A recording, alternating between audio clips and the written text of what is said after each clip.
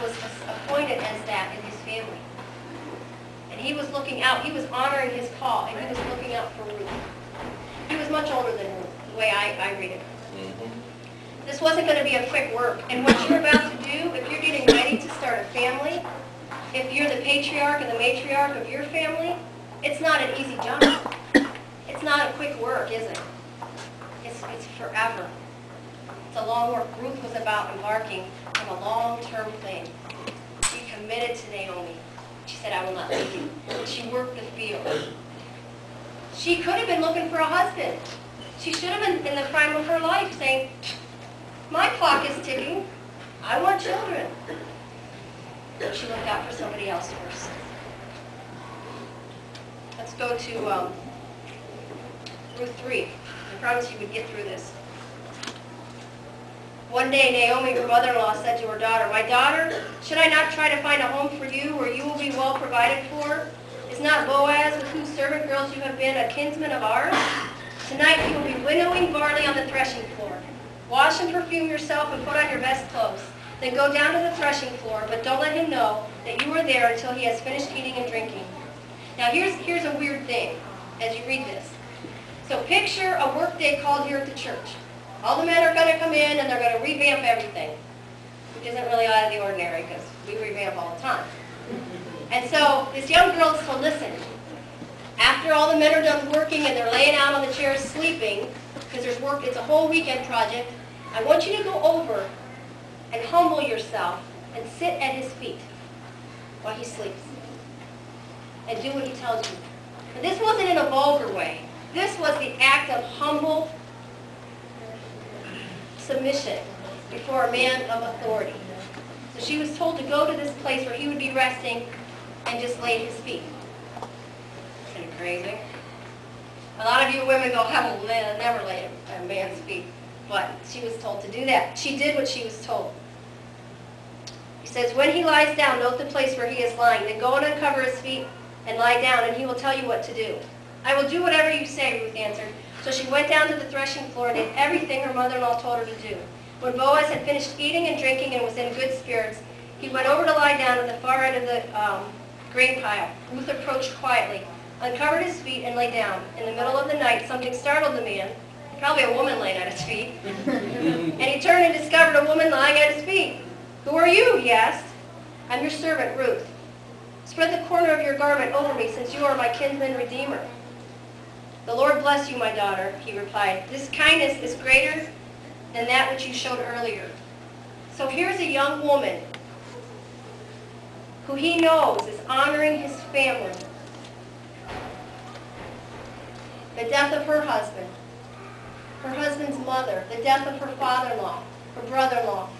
And he's looking out for this, she's looking out for this woman. And he realizes she has just given up everything to lay at his feet, to be in submission to him. You have not run after the younger men, whether rich or poor, and now, my daughter, don't be afraid. I will do for you all you ask. All my fellow townsmen know that you are a woman of noble character. Although it is true that I am near of kin, there is a kinsman redeemer nearer than I. Stay here for the night, and in the morning, if he wants to redeem, good, let him redeem. But if he is not willing, as surely as I, the Lord, lives, I will do it. Lie here until morning. So she lay at his feet until morning, but got up before anyone could be recognized. And he said, don't let it be known that a woman came to the threshing floor. He honored her reputation. You see, when you honor the Lord and you stand in the gap for others, the Lord will be with you, and he will honor you. It's not always going to be easy, and it's not a short work. There are people in your life, in your families, that are desperate for redemption. What are you doing about it?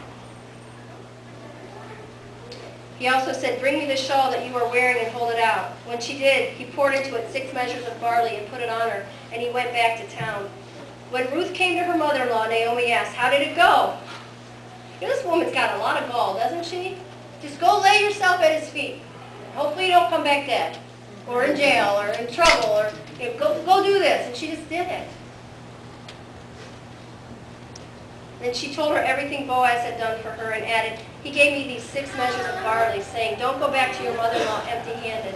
Then Naomi said, wait, my daughter, until you find out what happens, for the man will not rest until the matter is settled today.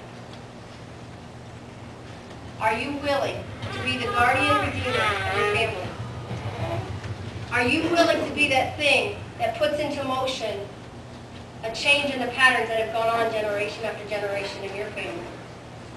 Are you willing to be the one that says, I don't care what it takes, I want to see my children free. I want to see my husband free. I want to see my parents free, my siblings free. Oh, you mean that? You mean that sister that backstabbed you? Yeah, that one. You mean the brother that stole from me? Yeah, that one. What are you willing to do to see them free? What are you willing to do to see the very thing that God gave us as a gift, the family, which has been perverted and distorted and destroyed? What are you willing to do to put that back together? Will you be the kinsman redeemer of your family? Will you say, I will stop at nothing. I will put myself aside for my family.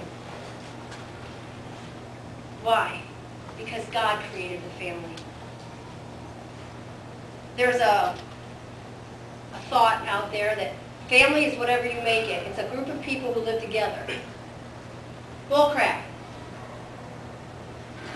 That's to promote, alternative lifestyles and all that. And there's a real fight against the family.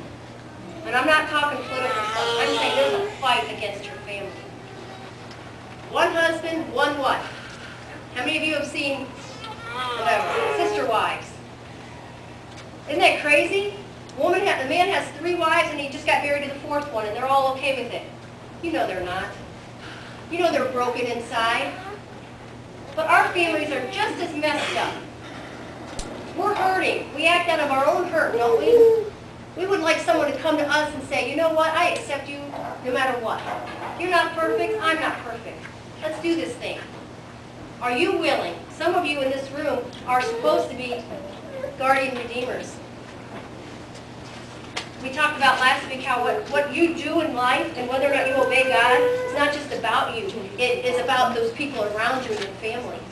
And maybe what God's asking you to do, if you think you're all that in a bag of chips and you're right with the Lord and you've got your life together, maybe it's not about you anymore. Maybe He's asking you to get behind someone else who's broken and unlovable and needs you to step in to back up what God's doing in their life. Whether you ever get the credit. Boaz was not looking for credit. He was just doing it to save this young lady and her mother-in-law.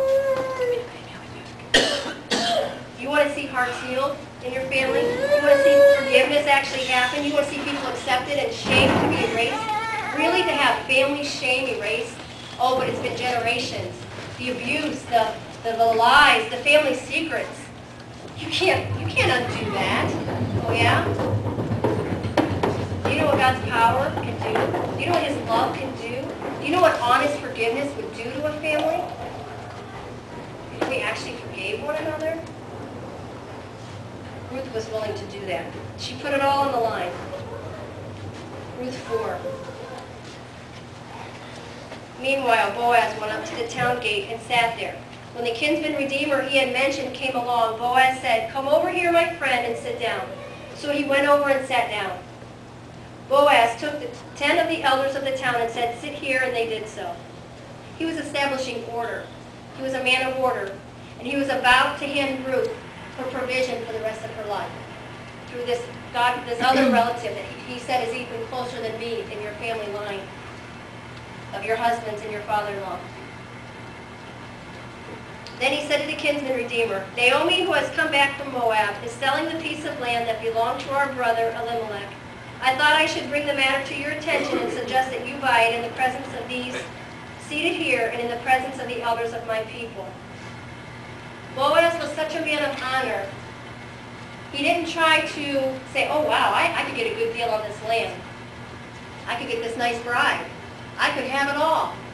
And he undercuts his relative. No, he says, this is how it goes, and this is the honest thing to do. He was a man of honor. Are you willing to stand above reproach? Are you willing to really do the right thing when no one would know on behalf of your family? Are you really willing to be honest and truthful in your interactions with people, to honor your family, to restore your family? Or are you going to continue the underminedness, the deceit? He says, if you will redeem it, do so. But if you will not, tell me, so I will know. For no one has the right to do it except you, and I am next in line. I will redeem it, he said. Then Boaz says, on the day you buy the land from Naomi and from Ruth, the Moabites, you acquire the dead man's widow in order to maintain the name of the dead with this property. At this, the kinsman redeemer said, well, then I cannot redeem it, because I might endanger my own estate. You redeem it yourself, I cannot do it. Now, in earlier times in Israel, for the redemption and transfer of property to become final, one party took off his sandal and gave it to the other. This was the method of legalizing transactions in Israel. Thank goodness we don't do that now, because I really don't want your stinky flip-flops. So the kinsman redeemer said to Boaz, buy it yourself, and he removed his sandal. Then Boaz announced to the elders and all the people, today you are witnesses that I have bought from Naomi all the property of Elimelech, Kilion, and Mahlon. Those were his sons, which was Ruth's husband. I have also acquired Ruth the Moabite, Mahlon's widow, as my wife, in order to maintain the name of the dead with his property, so that his name will not disappear from among his family or from the town records. Today you are witnesses. Then the elders and all those at the gate said, we are witnesses. May the Lord make the woman who is coming into your home like Rachel and Leah, who together built up the house of Israel. May you have standing in Ephrathah and be famous in Bethlehem. So here's Boaz, who has acted all this time out of uprightness and out of provision for these women. He maintained this family. And in doing that, God blessed him. He wasn't looking for blessing. But we forget to see that even Boaz himself received God's grace here. He received a wonderful blessing. A nice young bride, some land he wasn't counting on. So whatever you give, you can't outgive God. When you sacrifice for your family and you give and you honor God, God will put it back upon you. And if you think reading the Bible is boring, it gets real juicy in here. So you should read the Bible more. Through the offspring the Lord gives you, this young woman, may your family be like that of Perez, whom Tamar bore to Judah. So Boaz took Ruth, and she became his wife. And then he went to her, and the Lord enabled her to conceive, and she gave birth to a son. So now Ruth receives her husband. Now she has a son. She never pursued any of her own interests, did she? She said to her mother-in-law, I will be with you, I will provide for you. I will do whatever you say. And in doing that, God blessed her with her own needs. You know, if we would stop being so busy looking at what we need, me, I, do you know that God promises to honor your needs? When you step outside of your own world and you step into something and say, this is what my kids need. This is what my husband or my wife needs. This is about them. This is about my family. This is about maintaining the family that God's first creation was the family. And we have destroyed it. And we have got to, at all costs, restore our families. And in Ruth honoring God that way, he blessed her. And here's the amazing thing. In Ruth's sacrifice, she restored this woman who at the beginning was bitter, that bitter, wounded, rejected woman. She restores her honor. She maintains the land of her husband by Boaz buying it. She gives Naomi a grandson, which is the greatest honor a woman could have, to have a grandchild. And in that, Naomi's reputation is restored.